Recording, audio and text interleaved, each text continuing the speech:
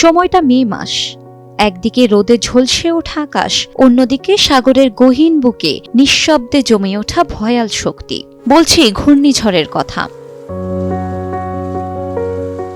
বাংলাদেশের দিকে আবারও ধেয়ে আসছে এক ভয়ঙ্কর ঘূর্ণিঝড়। ধারণা করা হচ্ছে মে মাসের 24 থেকে 26 তারিখের মধ্যে এটি আঘাত হানতে পারে দেশের দক্ষিণ পূর্ব উপকূলে। আবহাওয়াবিদদের মতে এই ঘূর্ণিঝড়ের সম্ভাব্য তাণ্ডবে প্রায় 5 কোটি মানুষ সরাসরি বা পরোক্ষভাবে ক্ষতিগ্রস্ত হতে পারেন। তবে মে মাসেই ঘূর্ণিঝড় বেশি কেন হয়?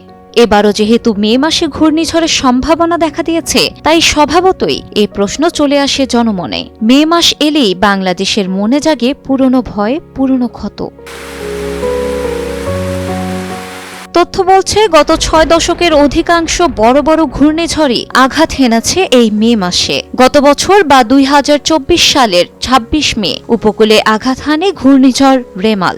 এর আগে 2023 সালের 15 মে বয়ে আনে ঘূর্ণিঝড় মোখা। 2022, 2021, 2020 বলতে গেলে 2020 থেকে 2024 সাল প্রতি বছরই বাংলাদেশে ঘূর্ণিঝড় আঘাত হেনেছে এবং সবগুলোই মে মাসে। এর আগেও 2009, 2013, 2016 সাল সবগুলোতেই মে মাসে ভয়াবহ ঘূর্ণিঝড় দেখা গেছে।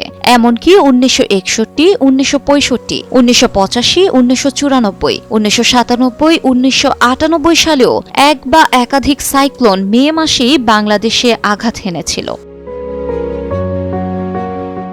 প্রশ্নটা এখন স্পষ্ট, কেন বারবার মে মাসেই এমন ধ্বংস নেমে আসে? আবহাওয়াবিদরা যা বলছেন, বঙ্গোপসাগরে ঘূর্ণিঝড় তৈরির দুটি মৌসুম রয়েছে।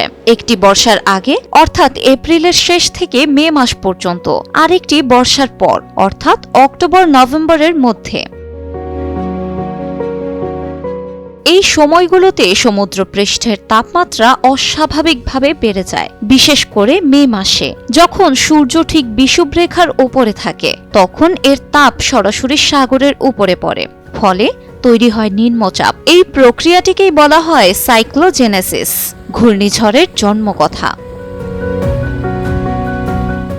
সাধারণত সাগরের তাপমাত্রা যদি 27 ডিগ্রি সেলসিয়াস বা তার বেশি হয়, তবে ঘূর্ণিঝড় সৃষ্টি হওয়ার আশঙ্কা বহুগুণ বেড়ে যায়। আর মে মাসে সাগরের এই তাপমাত্রা প্রায়ই সেই সীমা অতিক্রম করে, ফলে ঘূর্ণিঝড় সৃষ্টি হয় দ্রুত এবং তা ভয়াবহ রূপ নেয়।